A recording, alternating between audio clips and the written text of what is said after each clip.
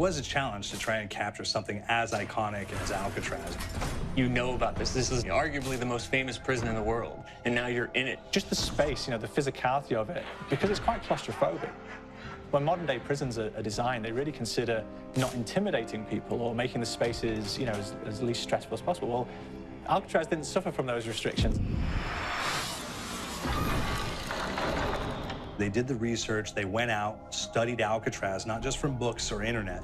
They were actually there to feel the environment, so it really sets a mood that gets you a little spooked. Well, we kind of started with the base layout of Alcatraz. The entire island we ended up roughing out in kind of a white box form, and then figuring out what play spaces we wanted to use out of that, what would be the most interesting areas to play in, and the connections between spaces, and spaces that the public doesn't necessarily get to go into. We really did a lot of pushing to really enhance that psychological horror aspect that we're really looking for. And this is a really good opportunity to really tell something special. Like I got stuck right through the gates of hell! This time around, I feel like it's been identified that there are these side missions that you're going to go out and try to accomplish. Al and the rest of the groups put together this escape plan, but the point is to get the parts and assemble this plane so they can get off the island. We did something new for the first time. We have actually contextual music that goes off. So that's a first for zombies. And it's all based around this horror thriller aspect. Every location will have a specific stinger that you hear when you find it, when you discover it, when you start unraveling the story, we start building on the music that you're hearing, and it's really enhancing that experience and going along with it in parallel.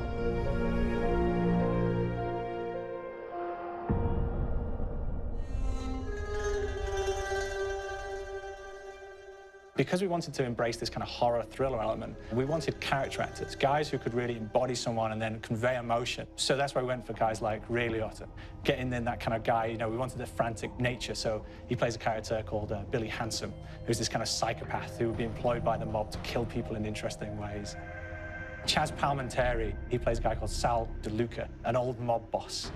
Michael Madsen playing Finn O'Leary. He's kind of worked himself from the floor, you know, from the streets. He's got his hands dirty in the blood and the guts a couple of times. And then we had Joe Pantoliano, and he plays Arthur Arlington, who's nicknamed the Weasel.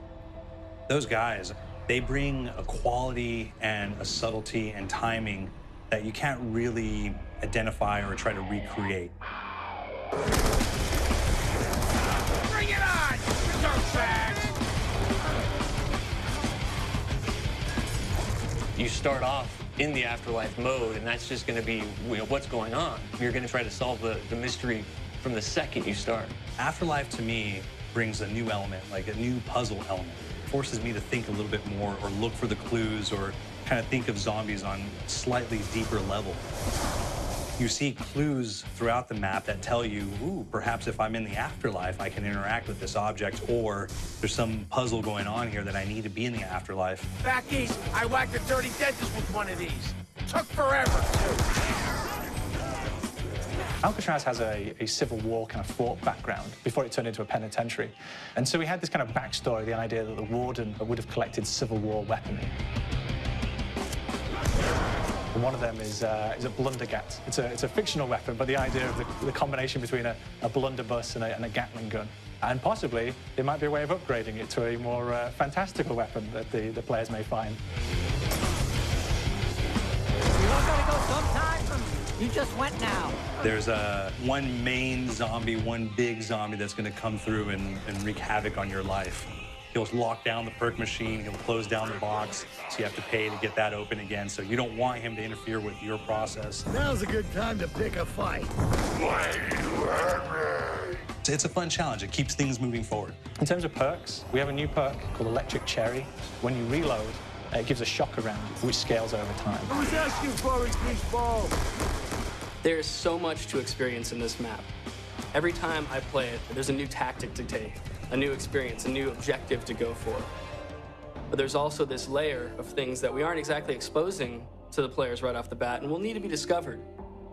Don't let me go. Is it the calling we hear?